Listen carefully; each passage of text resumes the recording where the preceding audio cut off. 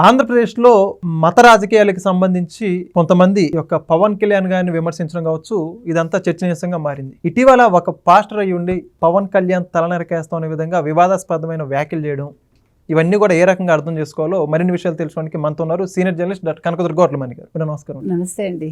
Madam, మొత్తానికి ఆంధ్రప్రదేశ్లో మత రాజకీయాలని పెంచి ప్రోత్సహిస్తున్నారని చెప్పడానికి మధ్య అనేక ఉదాహరణలు బయటకు వస్తున్నాయి. తాజాగా చూసుకుంటే ఒక పాస్టరు పవన్ కళ్యాణ్ గారిని వ్యక్తిగతంగా విమర్శించడం అనేది ఎలా అర్థం చేసుకోవచ్చు అంటారు? కూటమి వచ్చాక కూడా అసలు వీళ్ళు ఇలా రెచ్చిపోవడానికి కారణం ఏంటి?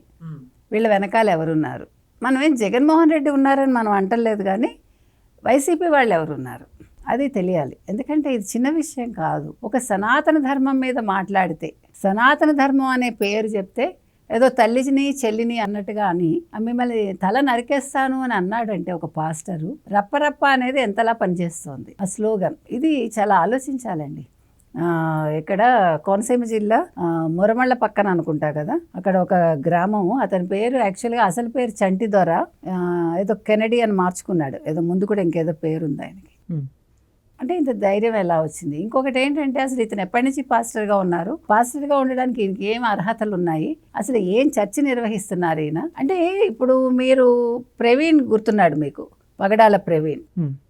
ఆ ప్రవీణ్ సంస్కృత శ్లోకాలన్నీ తీసుకెళ్ళి శివుడికి సంబంధించినవంతా యేసుకి అప్లై చేసేవాడు. మీరు ఆయన వీడియోస్ చూడండి. అంటే మీ దగ్గర సబ్జెక్ట్ లేక చేస్తున్నారా? అసలు ఎందుకు? మరి హిందూ మతం మీద ఆధారపడి మీరు హిందూ పాటలు పాడతారు, అంటే త్యాగరాజ కీర్తనలు, తర్వాత హిందూ దేవుళ్ళలాగా మేరీ మాతకి చీర కడతారు, బొట్టు పెడతారు, పూలు పెడతారు, అన్నీ చేస్తారు. మీకు రోమ్ నుంచి మీకు అప్పట్లో పర్మిషన్ వచ్చింది కాబట్టి హిందూ పద్ధతుల ప్రకారం ఎందుకు చేస్తారు? ధ్వజస్తంభం నాటుతారు.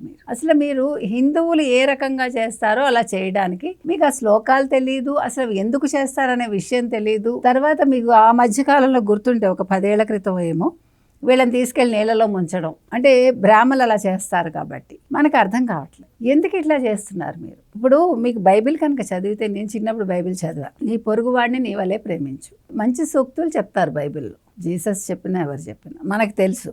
కానీ మీరు దాన్ని ఎందుకు వక్రీకరించి ఒక మతం మీద ఒక నెగిటివిటీ ఎందుకు తీసుకొస్తున్నారు? ఇప్పుడు మతం అనేది ప్రచారం చేయడానికి కాదు కదా. ఇప్పుడు హిందూ మతం ప్రచారం చేయరు ఎవరు, హిందూ మతంలో ఉంటారు, ఒకవేళ వేరే మతంలోకి వెళ్తే మళ్ళీ వెనక్కి వస్తారు, అది కూడా ఉంది. కానీ మీరు మత మార్పిడి కోసం హిందువుల్ని తిడతాము, లేకపోతే హిందువులు తల నరికేస్తాము, లేదు మీరు సనాతన ధర్మం అనడానికి ఒక ఉప ముఖ్యమంత్రిని మీరు అనేంత స్థాయికి ఎలా వెళ్ళారు? ఇప్పుడు పవన్ కళ్యాణ్ సనాతన ధర్మం గురించి మాట్లాడితే మీకు కష్టం ఏంటి? మీ ప్రచారం మీరు చేసుకోండి, మీ దేవుడిని మీరు పూజించుకోండి.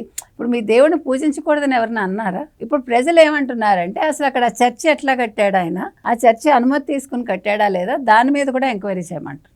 అసలు ఇంత మాట్లాడటానికి వెనకాల ఎవరున్నారు ఖచ్చితంగా తెలియాలండి. ఎందుకంటే ఇవాళ మీకు మనం చూసాం, నిన్నను రఘురామకృష్ణరాజు గారు ఉండి పశ్చిమ గోదావరి జిల్లా, అక్కడ ఒక రామాలయం ఉంది, అది పాతబడిపోతే దాన్ని పునరుద్ధరణ చేస్తాము, జీర్ణోద్ధరణ చేస్తామంటే కొంతమంది క్రిస్టియన్స్ వచ్చి, ఒక అతను మీరు కూడా చూసారు ఆ ఫోటో, అలా చేయడానికి వీల్లేదు, ఇక్కడ మేము అందరం ఎస్సీ ఎస్టీలో ఉన్నామంటే ఆయన అడిగారు, మీరు క్రిస్టియన్స్ అయితే క్రిస్టియన్ సర్టిఫికేట్ చూపించండి, మీరు క్రిస్టియన్ అయితే ఎస్సీ ఎస్టీ కిందకి రారు. ఇప్పుడు కొత్త చట్టం కూడా వచ్చింది కదా, మీకు సుప్రీంకోర్టు ఇచ్చింది, మీరు క్రిస్టియన్స్ అయితే క్రిస్టియన్ సర్టిఫికేట్ ఉండాలి, ఎస్సీ ఎస్టీల కిందకి మీరు రారు. ఇప్పుడు ఈవెన్ క్రిస్టియన్స్ అందరూ కూడా, మీరు మీ కులాలు ఎలా ఉంటాయి మీకు, మీరు క్రిస్టియానిటీలోకి వెళ్ళాక మీరు ఆ కులం వద్దు, హిందూ ధర్మానికి సంబంధించింది అది, హిందూ ధర్మంలో ఉండే ఏవి కూడా మాకొద్దు, హిందూ దేవుళ్ళు కావచ్చు, లేకపోతే పూజా విధానం కావచ్చు, సంప్రదాయాలు కావచ్చు, లేదు ఈవెన్ కులాలు, ఇవన్నీ మాకొద్దనే కదా మీరు వెళ్ళారు.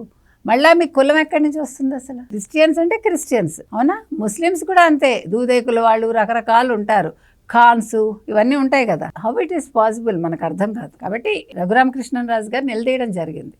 సో దాని మీద డీప్గా వెళ్తారు. మీరు ఇక్కడ కట్టడానికి వీల్లేదు అనడానికి మీకు హక్కు లేదని చెప్పారు.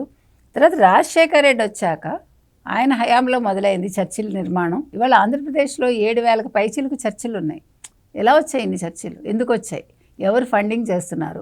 ఇతని వెనకాల ఏదైనా క్రిస్టియన్ సంస్థ ఉందా అంటే ఎన్ఆర్ఐకి సంబంధించింది? ఇవన్నీ కూడా అనుమానాస్పదంగా ఉన్నాయి. అసలు నాకు అర్థం కాని విషయం ఏంటంటే, ఇంత ధైర్యంగా ఒక ఉప ముఖ్యమంత్రిని చంపేస్తాం అనడం ఏమిటి? ఇది ఒక సాధారణ వ్యక్తి మాట్లాడలేడు. కాబట్టి ఇవాళ అంటే ఇక్కడ వైసీపీ ఎందుకు అనే అనుమానం వచ్చిందంటే, చంపుతామని అన్నారు కాబట్టి, నరుకుతామని అన్నారు కాబట్టి, ఆ రోజు రప్పరప్ప అనేది ఎట్లా వాళ్ళు ప్రచారం చేశారో మనం చూసాం కాబట్టి, ఒక గొర్రెని చంపి ఆ రక్తంతో రక్త తర్పణ చేయటం ఇవన్నీ మనం చూసాం. కాబట్టి ఇవన్నీ కూడా చాలా ఆలోచించాలండి. అంటే ఆంధ్రప్రదేశ్ ఎలా వెళ్తోంది ముందుకి, రేపొద్దున అక్కడ అసలు హిందువులు అనేవాళ్ళు బతకగలరా? అంటే ఇంత తక్కువ జనాభా ఉన్న క్రిస్టియన్స్ ఈ రకంగా మాట్లాడగలుగుతున్నారంటే వీళ్ళ వెనకాల ఎవరున్నారు, అది చాలా ముఖ్యమైన విషయం. సో ఇది ఇక్కడితో ఆగకూడదు. దీని మీద పవన్ కళ్యాణ్ గారు కూడా దృష్టి పెట్టాలి. ఆ పాస్టర్ క్షమాపణ చెప్పారు, అతన్ని అరెస్ట్ చేయడం జరిగింది, దాంతో సరిపోదండి. ఎందుకంటే వాళ్ళకి ఏమంటారు, జీవిత ఖైదు వేయాలి. ఒకళ్ళకి వేస్తే రెండో వాళ్ళు మాట్లాడకుండా ఉంటారు, ధైర్యం రాదు. అంటే ఇది హిందువులు తప్పు మాట్లాడినా మనం ఇదే చెప్తాం. ఓకే, ఇక్కడ ఏ మతం వాళ్ళైనా ఇలా తప్పు పనులు చేయకూడదు. ఎవరిని చంపే హక్కు మనకి లేదు. లివ్ అండ్ లెట్ లివ్ అని అంటాం కదా, అలాగా నేను అనేది ఏంటంటే నువ్వు బతికించి అంతే తప్ప నిన్ను చంపేస్తాను నరికేస్తానంటే నువ్వు పాస్టర్ ఏంటి అసలు? ఒక పాస్టర్ ఎంత సహనంతో ఉండాలి? ఓర్పు సహనం అనేవే కదా మీకు క్రిస్టియానిటీ బోధిస్తుంది.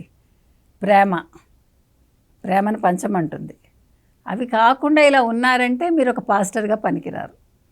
నేను ఆ రకంగా చెప్తున్నా. ఇప్పుడు ఏ మతమైనా మంచి బోధిస్తుంది. ఇవి మధ్యలో వచ్చిన వాళ్ళు చేర్చినవన్నీ కూడా మీరు తీసుకుని ఈ రకంగా చేయటం అనేది బాగాలేదు. కాబట్టి ఆ పాస్టర్కి తగిన శిక్ష పడాలని అయితే మనం కోరుతున్నాం. Thank you madam. Thank you. Please subscribe to Leo News for more videos.